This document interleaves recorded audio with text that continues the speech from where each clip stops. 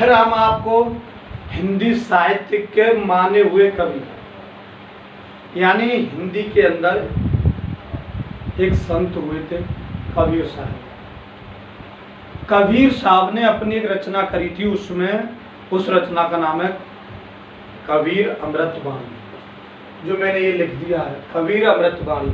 कबीर अमृतवाणी के अंदर उन्होंने लोगों को बहुत अच्छे अच्छे दोहों को समझाया था, लोगों को समझाने के लिए बहुत अच्छे अच्छे मार्ग अपनाए थे उन्होंने, लेकिन जनता मानती कहाँ?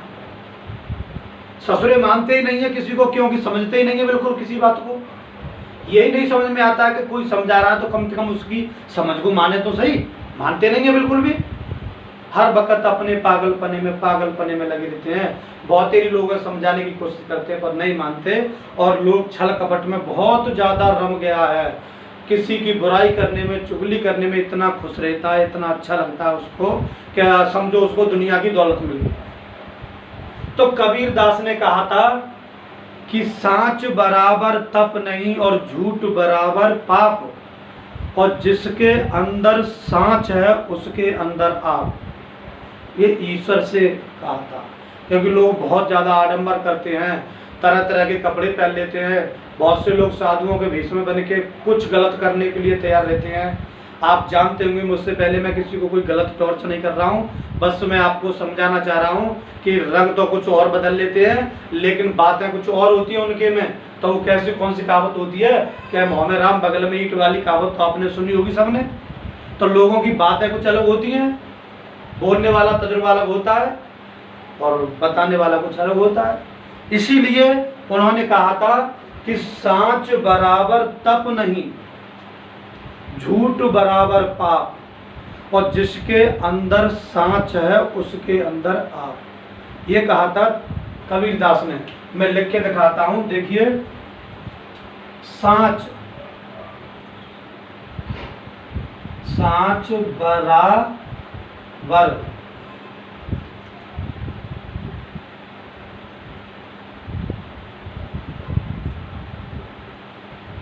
तप नहीं,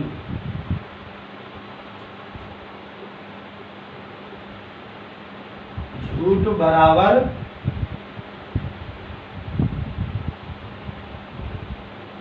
पाप, जिसके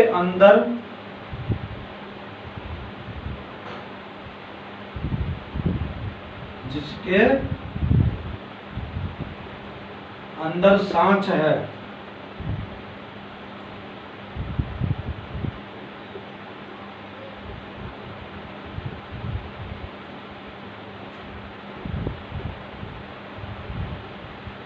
उसके अंदर आप। कितना प्रिय दोहा बोला था कबीर दास ने। देखिए कितना अच्छी बात बताई है कि सांच बराबर तप नहीं और झूठ बराबर पाप, और जिसके अंदर सांच है उसके अंदर आप। तुम किसी का आडंबर मत करो, कोई भी तर्क वितर्क मत करो, लेकिन कम से कम सामने वाले के सामने बोलो तो उसको सत्य तो बोलो, जिससे कि उसको भी भरोसा हो जाए कि हाँ बिल्कुल सही कह रहा है। क्योंकि झूठ बोलने से एक ना एक दिन पकड़ हो ही जाती है हमारी तुम्हारी। इसीलिए झूठ मत बोलो, चाहे एक बात कम बोलो, एक वायदा कम करो, लेकिन सत्य बोलो। और सत्य बोलोगे तो आपको पूजा पाठ करने की कोई जरूरत नहीं पड़ेगी ज़्यादा, क्योंकि जब सत्य बोलोगे, किसी की आत्मा नहीं दुखाओगे, तो बिल्कुल उसके अंदर आप ही कहलाओगे। क्योंकि साफ साफ कहा है कि सांच बराबर तप नहीं, यानी सत्य के बराबर कोई तप नहीं है जीवन में, और झूठ के बराबर कोई पाप नहीं है। और जिसके अंदर अगर सत्य है, सांच है, तो उसके अंदर ही वही ईश्वर है जो साक्षात परमेश्वर है। क्यों पूजा पाठ करें हम किसी का? क्योंकि सत्य बोलेंगे तो वही हमारी पूजा, वही हमारा पाठ है, सब कुछ वही है। इसीलिए मैं नहीं कह रहा हूँ इस बात के लिए, कबीर दास ने साफ साफ लिख दिया है। ये उसमें जो कबीर अमृतवाणी है